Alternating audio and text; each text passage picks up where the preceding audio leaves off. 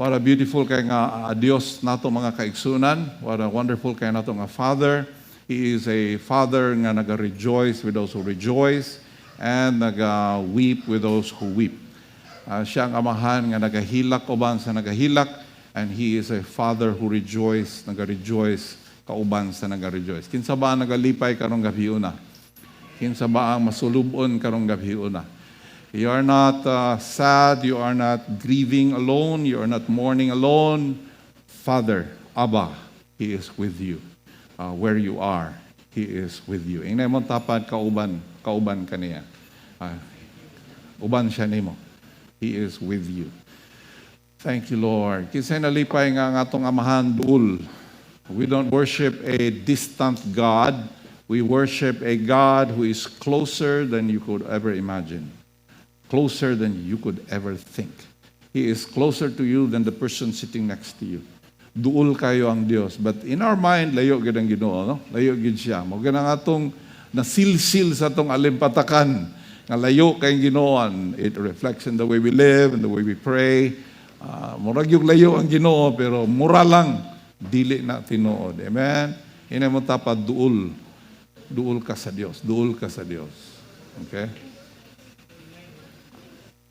Atong prayer nga maabli atong mata to see a reality nga wa pa nato nakita, and the more maabli atong mata to that beautiful reality, the more ma-change ang atong mga kinabuhi, the more usab how we treat people, because we will see people the way Father looks at them. We'll see people the way Father sees them. Makita nato ang matag usa the way Father looks at us. Amen? And do you know your Father is proud of you? Do you know your Father is rejoicing? So kung kinahanglan tayo disiplina, He disciplines. Kung kinahanglan tayo i-train, He trains. Kung kinahanglan tayo i-comfort, He comforts. Our Father is available. And the reason why naatid diri karong gabi una is so that ang atong faith, ang atong pagduo, pag-ila kaniya will be clear and will deepen. And that happens pinagi sa iyang pulong. I'd like to share to you tonight how ang Christian life is all of grace. Grasya gini. Grasya sinugdanan, grasya ang pagpadayon, grasya ang katapusan. It's all grace. Grace, grace, grace upon grace, grace upon grace. Grasya ni tanan mga kaigsunan. One time, I have a dear friend, kauban ako for many years, very dedicated, very faithful nga man of God, very kugihan kay nga pastor. I could not describe him apart from pinaka-sincere, pinaka-faithful yun din. We were talking, ingon siya nga, dili man pwede pastor nga grace lang. Yes, ang evangelism, pagkaluwas na to, grasya na. Yes, of course, agree na niya na. Pero ang pagpadayon, ang pagtubo, dili pwede nga grasya lang. Dili na pwede. Kay grasya, walay effort. Dili na pwede nga mutubo ka nga walay effort. Mahuli bagog ka wala kay effort. Ma-righteous bagog ang imong life kung wala kay effort. What about katong mga addict? What about katong mga abusado? How can they be changed? Nagin na effort, pastor. And so, dili siya mo agree. So we had, exchange verses, open the Bible, pero di magka-agreehay. Pero yung kung, bro, amigo, gyapon ta ha? Even if dili ta magkasinabot ini nga area, di na lagi may magkauban ng confidence, kaya lahi akong wali, lahi po na iya. Lahi ang among approach. But I still love him and he loves me. But dili gid may magkauyon. But kuang gid ang iyahang pagtuo ba nga, yes, magka-agree mi nga ang kaluwasan by grace. Oh, kita di ba ang atong sinugdanan pagkaluwas na to by grace, grasya mo gid ang evangelism nga atong nadunggan. Di ba? Di ba, one time siguro doon ay ga-preach og evangelism. Oh, just as I am, pag yun ang background music, just as I am. Oh, ang wali, gidawat ka sa Ginoo. Dawaton mo ba siya? Oh, dili ni mo maluwas ni mo kaugalingon. Kinahanglan ni mo ang grasya sa Dios. You cannot save yourself. Dili ni mo maluwas ni mo kaugalingon. Only by what He did dito sa cross ka maluwas. And so, of course, grabe ang, who among you here ang share o evangel? Ako sa una, gawalig yun ko sa mga dalan. I preach. Grace good. Ang problema karon, pag naana sa church, Grabe ta ka-interesado, no? Grabe ang usa ka person, believer na. Wow, hallelujah. Woo, it's a grand day. It was a grand day when I was born again. Born again. Problema dito sa church, daghan naman kayong balaod. Wala na tong just as I am. Sa una, for the first time, nakadungog tag message of acceptance. Nag-accept ko despite sa akong pagka-unworthy, undeserving. Gi-accept ko. Di ba, kinsa sa inyo, can you remember that day nga nahibulong ka, nga you are loved, unconditional, anad magita, higugmaon ka, kung. Higugmaon ka, kung. Di ba, sa balay. Higugmaon ka, kung magtaro kay eskwela. Palangga ka, kung manglimpyo ka sa salog, malampasok ka. Palangga ka, kung di ka magpabadlong. May mga condition. Adobing napabadlong ka, di nakapalangga. Adobing nabagsa ka, di nakapalangga. Nobody's proud of you anymore. But for the first time, pagkadungog na to sa gospel, nahibulong ta, wow, mo na makakanta tag Amazing Grace. How sweet the sound that saved a wretch like me. Unsay wretch? Dato. Dili, wretched. Unsay binisaya sa wretch? W-R-E-T-C-H.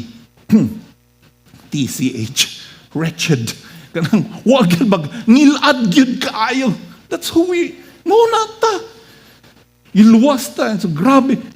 For the first time na atay, nakadungog ta og kanang unconditional love and unconditional acceptance and di masukod nga gugma. And then, pag nanata sa church and we're so serious, didto na dayo na, usab na ang tunada. Usab na. Kondisyon na. Kung mag-ampo ka, paminahon ka sa Ginoo.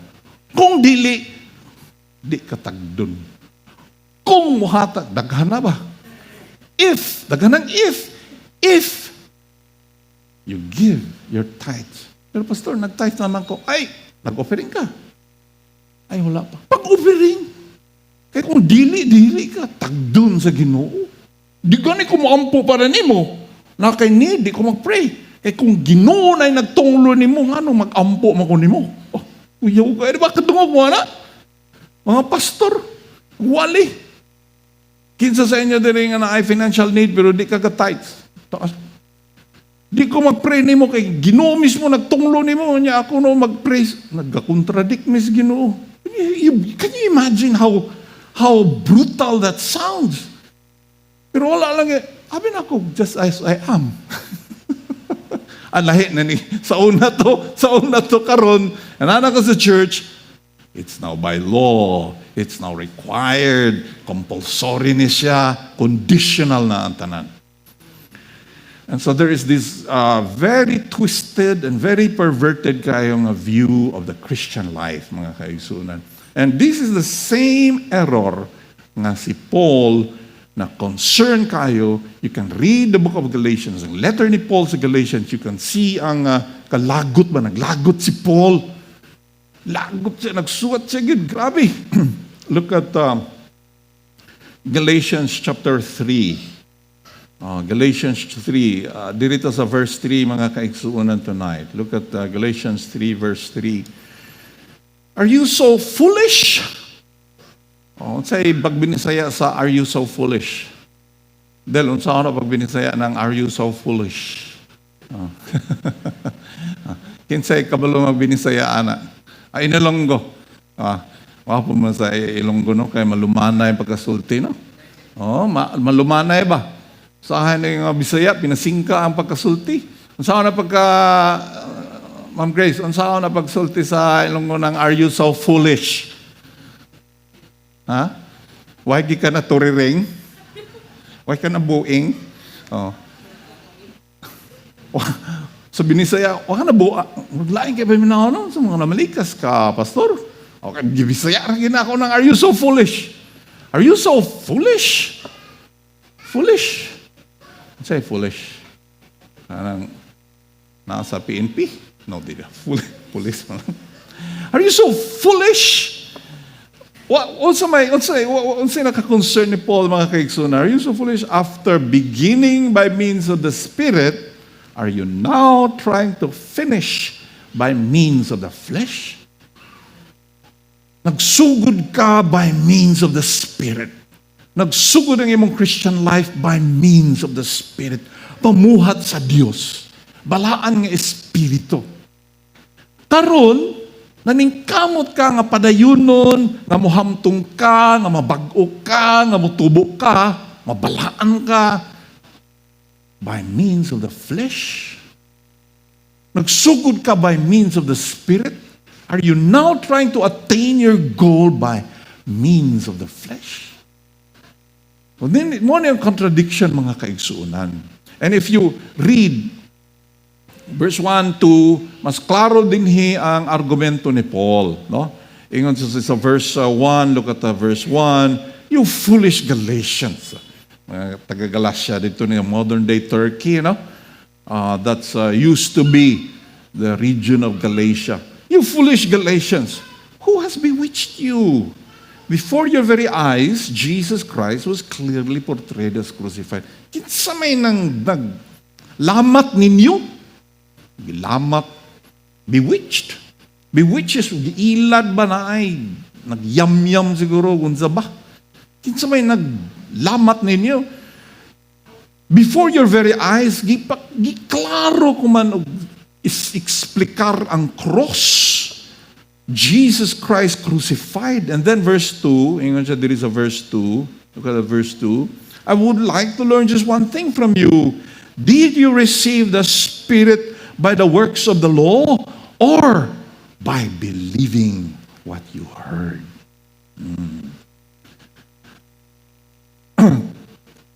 Pangutana, anak si Paul. Mangutana ko, tubaga ko ninyo. Nadawat ba ninyo ang balaan ng Espiritu? Na sinati ba ninyo ang gahom sa balaan ng Espiritu by the works of the law or by believing? So duha ka klase, no?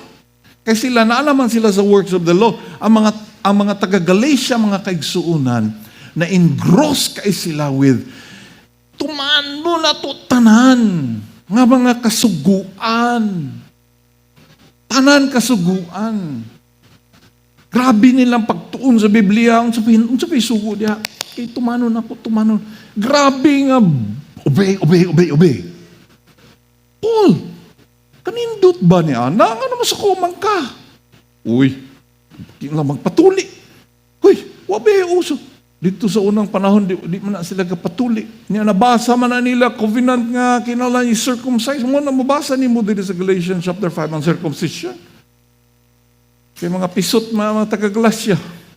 Nga ba'y taga-Galatia dire? Pangutan daw na mong tapad, taga-Galatia ka, Brad.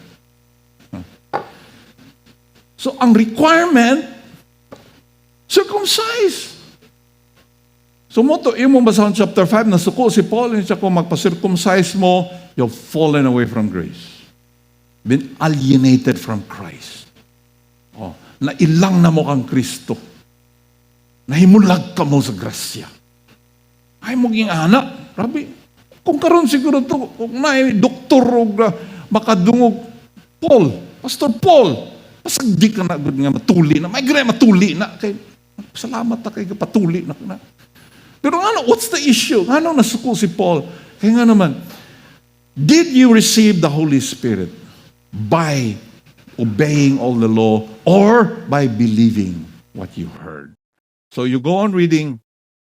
So verse 3, are you so foolish? After beginning by means of the Spirit, are you now trying to finish by means of the flesh? Then verse 4, have you experienced so much in vain if it really was in vain? Gisayang ba ninyo? And then verse 5, iyang giutro mga kaigsunan, gibalik niya og pangutana.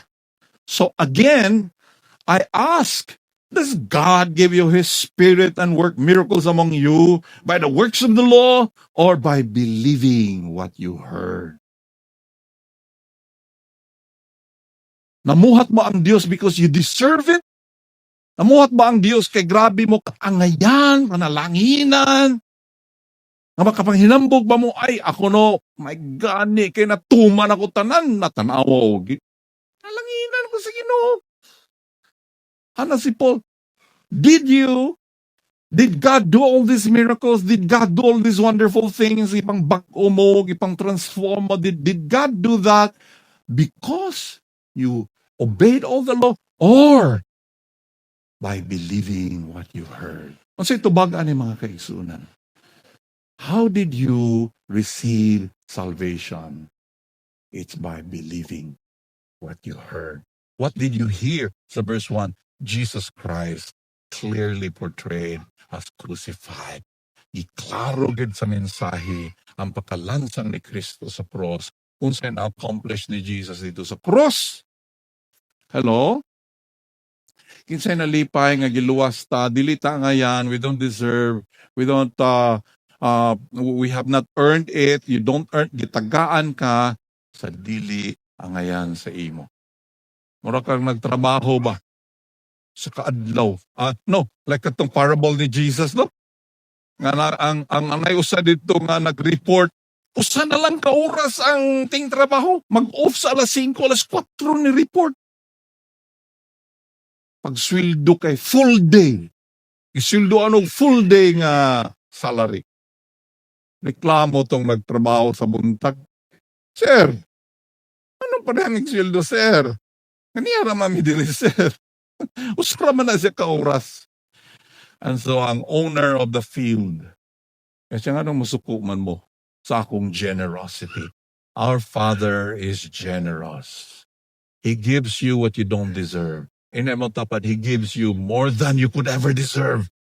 More than you could ever earn. Igsoon layo ra ka na. You think tagaan ka sa Ginoo what you deserve, tagaan ka sa Ginoo what you could earn. No, He gives you multiplied times more than you can imagine, more than you can ever earn. Hello? He is a God of grace. No, ang pangutana diri. Ang pangutana karon is, so pastor, buot ba pasabot walay effort? Okay, good, na-save ta. How about growing? How about transformation? How about growing in holiness? How about growing in righteousness, growing in love? Change ang atong mga karakter, katong mga sungit, mahimo lang matinagdanon, katong mga luuran. Hallelujah! Kinsa ba ng luuran diri? Na ba luuran diri? Praise God, wala giluran diri. Wala giluran diri, no? Ako ra. Ako ra.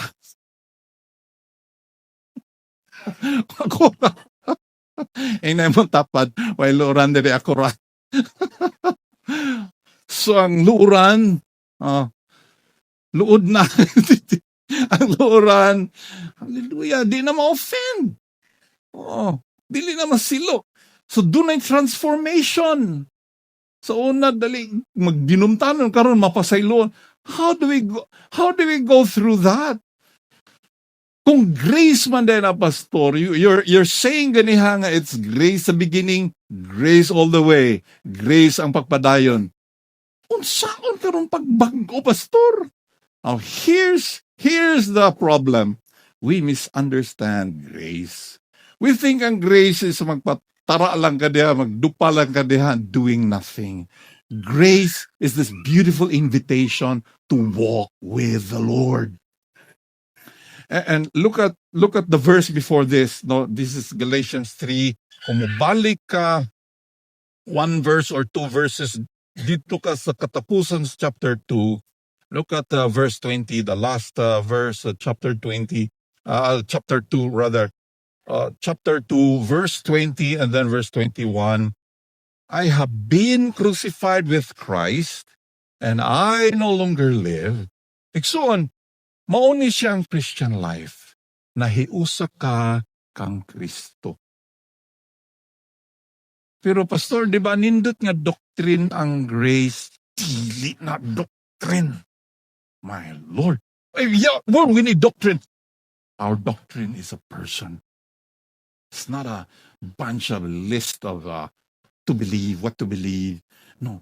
It's Christ is our doctrine. Christ is our everything. What happened? What salvation are we talking about? Pastor, salvation, di ba? Kanang di na ka ma-impirno niya, malangit na ka. What the materialistic na definition? Of course, di mo ka ma-impirno. Of course, malangit. But salvation is a person. Salvation is Him inside of you. Salvation is ikaw na hiusa with this beautiful person. And we don't see it, we don't feel it, we don't know it. But that is salvation, mga kaigsuunan. Oh, pagka-cute. Hallelujah. And that's who you are in the eyes of Father. Cute kay ka in the eyes of Father. Having crucified, nalansang nakuuban kang Kristo. And then, ingon siya diri, I no longer live. Dili na ako ang nabuhi. Mo ni ang salvation, igsuon. Dili na ako ang nabuhi. Nalansang nakuuban kang Kristo. Kinsa may nabuhi karon? But Christ lives in me. Hello. And dili man this is a beautiful kind of work because Christ lives in you. Ikaw si Kristo usana. When you love, it is Christ loving through you. When you forgive, it is Christ forgiving through you. When you are kind to people nga dili kind to you, it is Christ being kind to you through you. But naa kay decision, it's a beautiful participation. So, Pastor, di ba, wala na effort?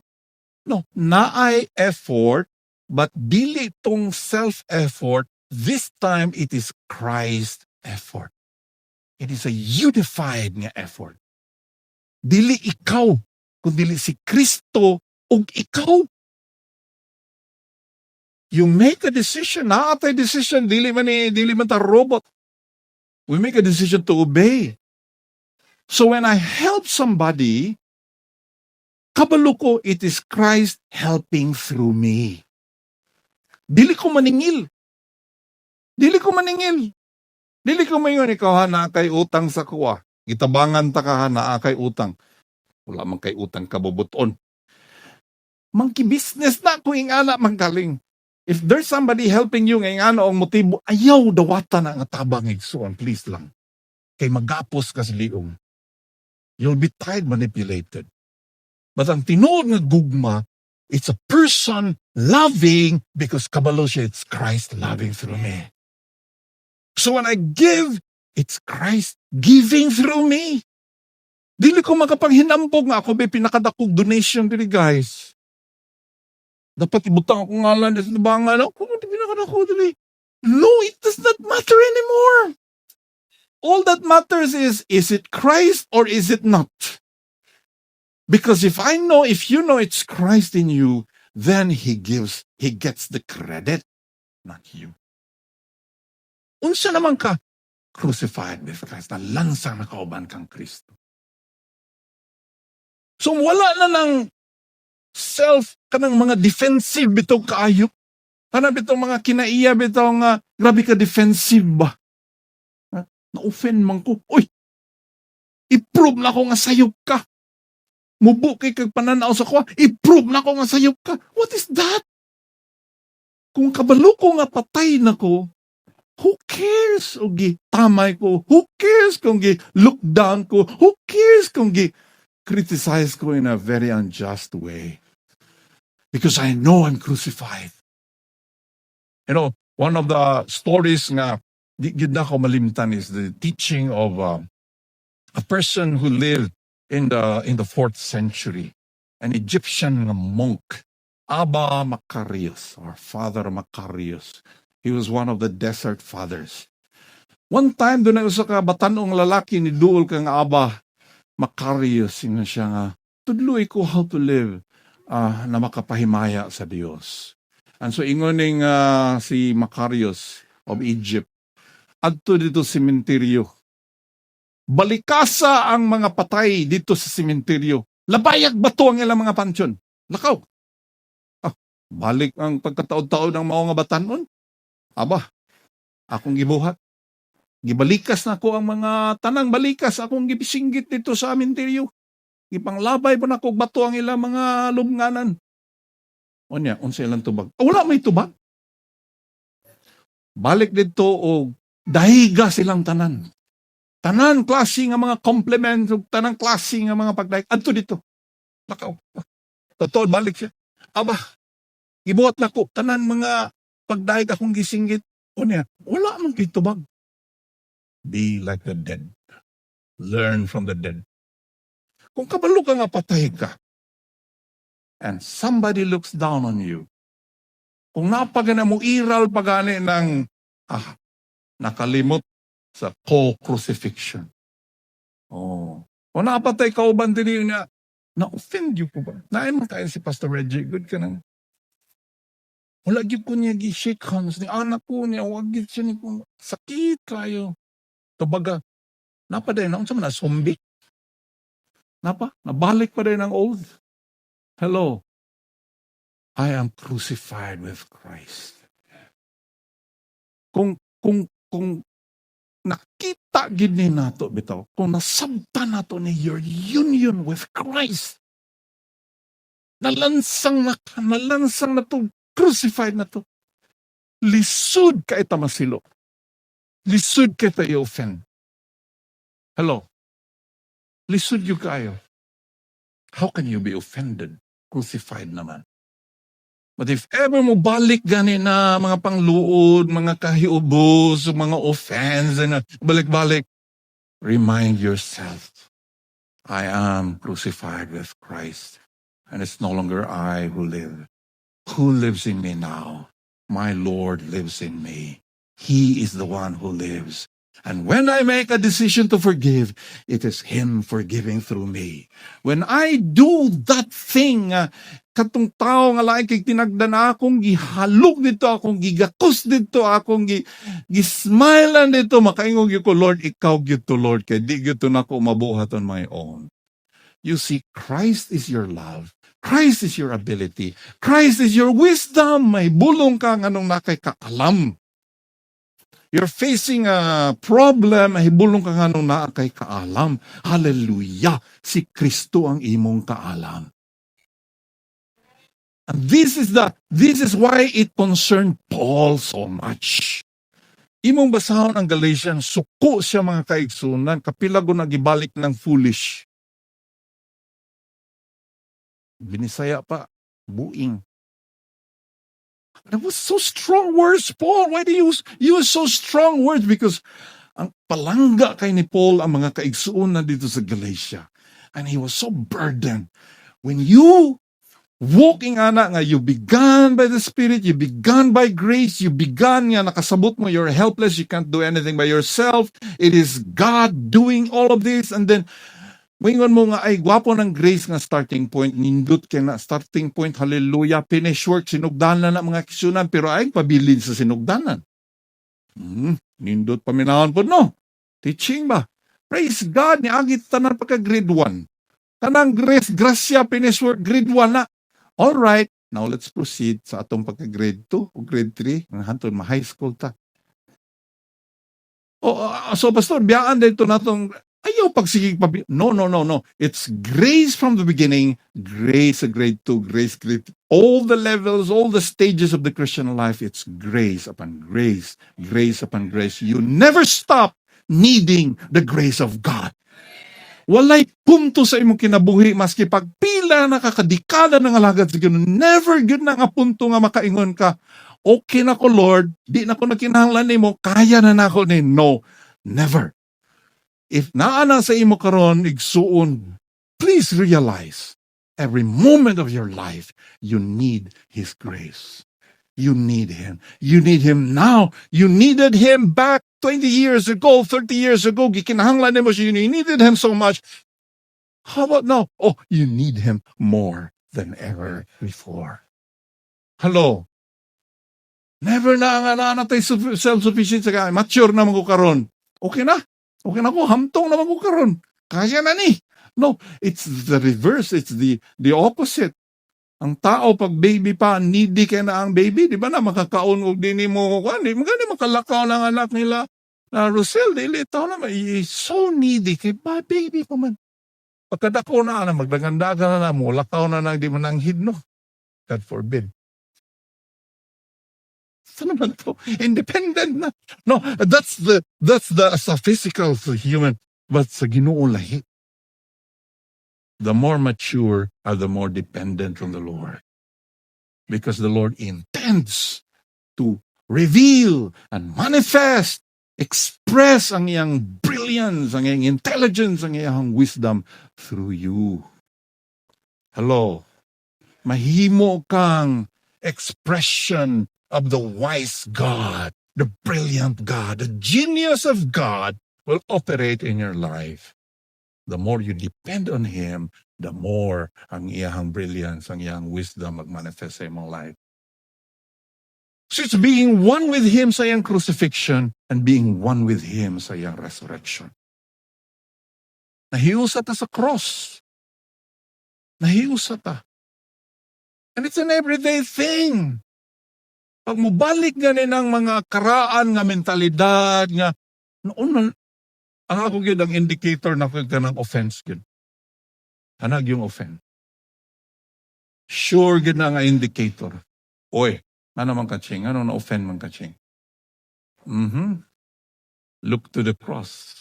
Look to the gospel. Kaya pwede manguta kung iya naman nga nag-independenti na taba. Nag-atuato na lang taba. Go back. I'm crucified with Christ. It's not me anymore. He is the one. And so I pray, Lord, live your life through me. Love through me. Lord, it is you. It is you facing the, Lord, dili na ako matubang, sakit ka yung gisulti sa ko. Lord, dili na ako matubang, how unjust ka na tawhana. Oh, it is Christ nga matubang na. But you and I have to make a decision. Na ay effort. Ang tawag na, the grace effort, the unified effort. Unified. You and the Lord are one. You are one with the Lord. Dili gina ko ni ma-overemphasize. I pray nga maamguhan na to atong oneness with the Lord. And then verse 21, ingon si Paul diri, I don't set aside the grace of God, for if righteousness could be gained through the law, Christ died for nothing. Kani atong pagkahiusa kay Kristo mga kaigsunan. You're awakened to evangelism. And then you're out there, you're passionate, nga naga-reach out. It's Christ in you. Mo nang gitawag the gifts of God. Kaya ang gasa sa Dios is a person. The word grace, it means charis, it means gift. Kung binisayon yun nga word, it means gasa. Ang gasa sa Dios is a person. And in this one person is everything God wants you to be. Everything God wants you to have is in this one person. Hello? So how dangerous kung kita as a church ang atong focus dili na sa iyaha. May tabuan na, magkuntisanay na ta. Mo na nahitabo dili sa Galatia. The focus was now obeying all the written laws, the Torah, and ay ako, praise the Lord, 900 na ko akong points, 900 na ka commandments, ay ako, besh, kay 600 pa. Uy, kaning kamot. Ikaw, pila na imo? Ay, 300 palagi. So, nanay, ubos na mas taas, o napagi mas taas. Hello, in Christ, kitang tanan, equally accepted, equally exalted, equally qualified before the Lord. Diha na masulbad karon. Because kita sa tong pagkatawhanon, nagyudtaan na, natural na to naka-tendency nga, mas labaw ko sa iya. Ay, kini siya mas labaw sa ako. But in Christ, all of us, new creations, all of us, beloved of Abba. And then we see one another the way Father looks at us. Amen. So, ang pangutana, sa akong amigo, so, unsa pastor, wala na day effort? Na ay effort. Actually, daghang effort. It's the effort enter into that rest. Ang effort. Effort. Gi-explain ni Paul clearly, there is a chapter 4. Look at chapter 4. There is a verse 21. Ihatag niya diri nga illustration si Hagar o si Sarah. Kinsa maning duha. Si Abraham, gisaaran sa Dios, Abraham, tagaan ko kaw og anak. Ang imong kaliwat sa makadaghan sa mga balas sa kadagatan, sa makadaghan sa mga bituon sa langit. You will have many descendants. But ang imong ang mga kaliwatan, diha magsugod sa usa ka anak through Sarah. And dugay kayo igsuon, hinulatay. One time, nagkasinabot ni si Sarah, nag-discussion sila, tabangan na tong Ginoo. Kay dugay kay siya, tabangan na tong Ginoo. And so here's Hagar, usa sa mga sulugoon, ingon si Sarah, Abraham, paburusin ni siya, niya, ato na lang niya isipon nga anak na to. And so what happened? Ishmael was born, a son of slavery, a son of the flesh. Pero ang Ginoo, naigisaad, o siya nga nagsaad, matinud-anon, nga mabuhat sa iyang gisaad. So if you read verse 21, tell me who you want to be under the law. Are you not aware of what the law says? For it is written, Abraham had 2 sons, one by the slave woman and the other by the free woman. His son by the slave woman was born according to the flesh, but his son by the free woman was born as a result of a divine promise.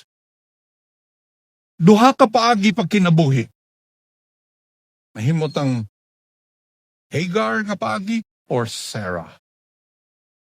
And diri makita man nimo diri mga kaigsuonan. Dili nimo pwede tabangan ang Ginoo. Dinhigid da, can I use the word nagkalitsi-litsi? Kanang katabangan na tong Ginoo ba? That's not the napay, I mean, there's a stronger word to describe. Kanang katabangan na tong Ginoo. For example, sa church, ako as a pastor, for example, kinahanglan tag finances diri sa church. And kinsa may church nga dili kinahanglan finances? Ay, atong tabangan na Ginoo, atong gamitan ning balaod, atong hulga-hulgao na to ba? Oh.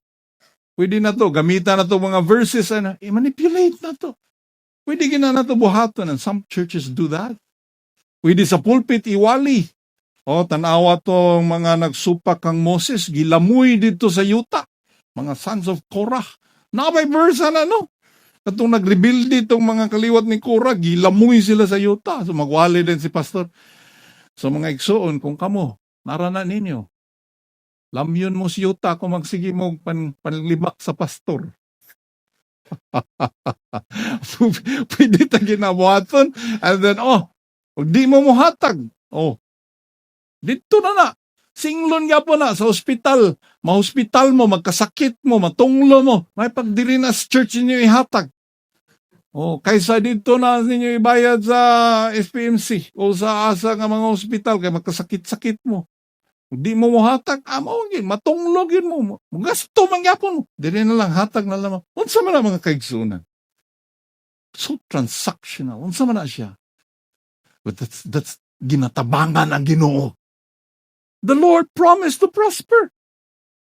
Ini mo tapat, ay tabangi ang Ginoo. Kaya wa siya nangyahalan si mong tabang. Wa siya nangyahalan si mong tabang. Hello? Wa siya nangyahalan si mong tabang. But here you see, ipahulat sa Ginoo si Sarah. Ipahulat sa Ginoo si Abraham. Kanag yung paghulat ka ng waiting, that's a sure way nga mag-create og dependence sa Ginoo. Ang tao nga kabalo mohulat, the period of waiting di na masayang because that period of the promise and the fulfillment, between the promise and the fulfillment, that's where kanang time period diha ma-develop ang deeper dependence and trust sa Ginoo. Kanang atong kinaiya nga dito kahulat, that is a sure kayo nga indicator of the flesh. Hello. God promised to exalt you. God promised. That God did promise. Kung dugay makay ka ma-exalt, Lord, ako na lang mag-exalt sa akong kaugalingon. Sa gula na to ni panghinambok. Wala mo ang Ginoo, nagsulti sa ko. Ay, wow. Kuyawa ba ni mo, pastor? Nag-istorya ang Ginoo sa mo? Yes! See, what is that? Self-exaltation. Self-promotion. That's slavery. That is the flesh. Pero ang Ginoo, mga kaigsunan ko, nang Ginoo mo ay mo exalt, wala gitaw. Hilom ang tanan because it is the doing of the Lord. But He exalts the humble, the time period of waiting. That is the time of humility and the time of humbling. Amen. Ito palakpakan na Ginoo. Hallelujah. Diha gud ta mga kaigsunan. Ayaw i-despise ang imong time of waiting. But Pastor, the Lord promised to prosper. Wa pa man lagi hantod karon, Pastor, na akong gi-invest na pakyas man. Hallelujah. Kinsa guwa nakasuway ana. Kita tanan nakasuway na magitana. But what does it create? It creates deep in us a deeper trust and a deeper dependence with all the loss, with all the failure, with all the mga painful kay mga panghitabo. What does it create in us? It creates in us a deep trust. At first, siguro mabitter ta. At first, disappointed ta. But as we pray, as we wait on the Lord, the more ang atong kasing-kasing, mas nagahulat sa Ginoo. And how many of us realize the Lord who promised, He is faithful.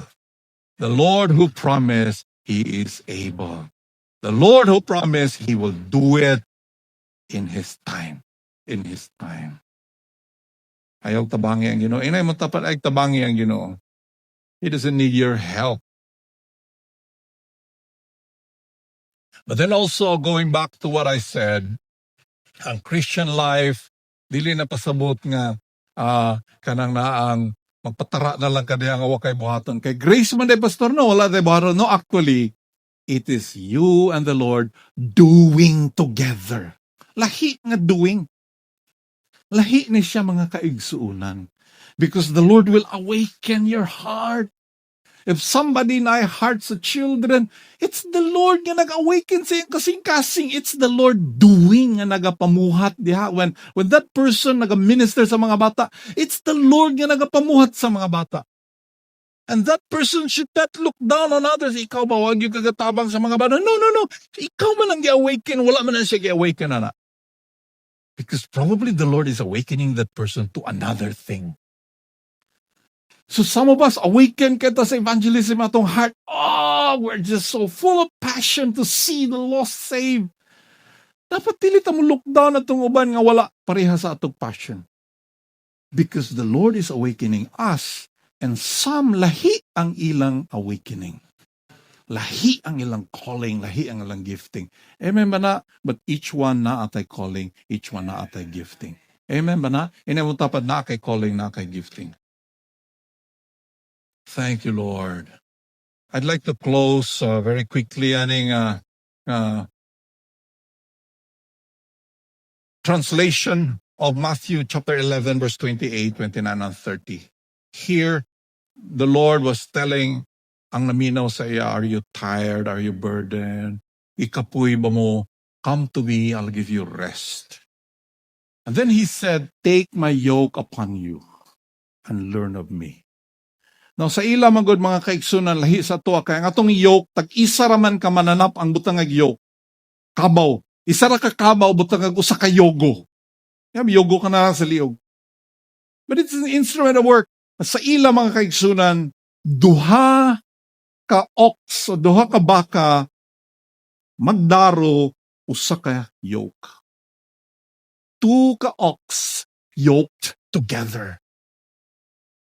And then i-yoke together nila ang strong kay nga bull with the young one. And these two are yoked together. Sila ang mag-alsa together. Sila ang mubira together. They work together. The strength of the older one with the younger one, learning from the older one. So here, pag-ingon ni Jesus, take my yoke upon you, he's actually inviting us, be yoked with me. Be one with me. But then, I like the translation sa the Message Bible. Here, ang author, si Dr. Eugene Peterson, iyang naningkamot siya nga masabtan in everyday language. Because it's an ancient language. It's an ancient language. It's the language 2,000 years ago. Di pagid atong kultura. Dili atong lingwahe. Di pagid atong kultura. Di pagid atong panahon. It's an ancient language. So, naningkamot siya to put into words nga masabta nato nga kung karon ning istorya, this is how it would sound. So, I'd like to read to you Matthew 28 to 30. Here the Lord is saying, are you tired? Worn out? Burned out on religion? Come to me. Get away with me and you'll recover your life. I'll show you how to take a real rest. Walk with me and work with me. Watch how I do it. Learn the enforced rhythms of grace. I won't lay anything heavy or ill-fitting on you. Keep company with me and you'll learn to live freely and lightly. Kanigid ring phrase nga, learn the enforced rhythms of grace. Tun-iba. There's a rhythm. It's like music. Di ba? Nai-rhythm ang music. Nai-rhythm. Every song, every melody, nai-rhythm. Doon ay rhythm ang grace of God. There is a rhythm. Learn, and it is unforced.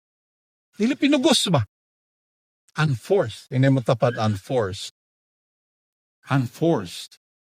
Wala mo tagi pugusog higugma. We're awakened to love.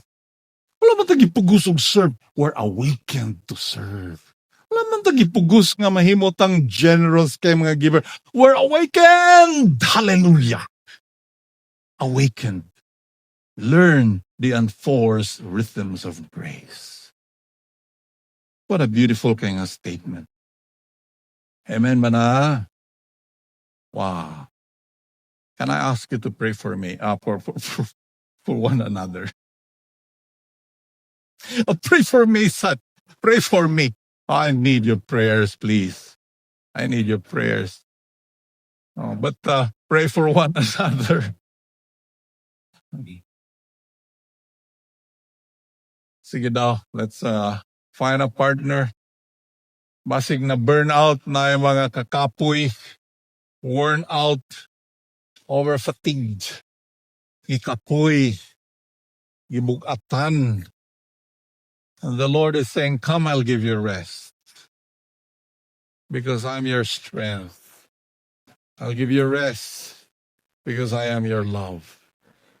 I will love you, love through you, love you, and love through you. It's not you trying to love. It's not you try your best to be good. It is Him who is good. It is Him who is good. It's not you trying to be kind. It is the kind one. It is the tender-hearted one loving through you. Amen. Lord, because of the cross, no longer are we far, no longer distant. We are near. We awaken us to this beautiful reality that it is, Lord, every day is a day with you, walking with you, loving with you, you loving through us loving by you, through you. Thank you for this beautiful invitation to walk with you, keep company with you, to live with you, live freely and lightly, Lord. Thank you, thank you, thank you.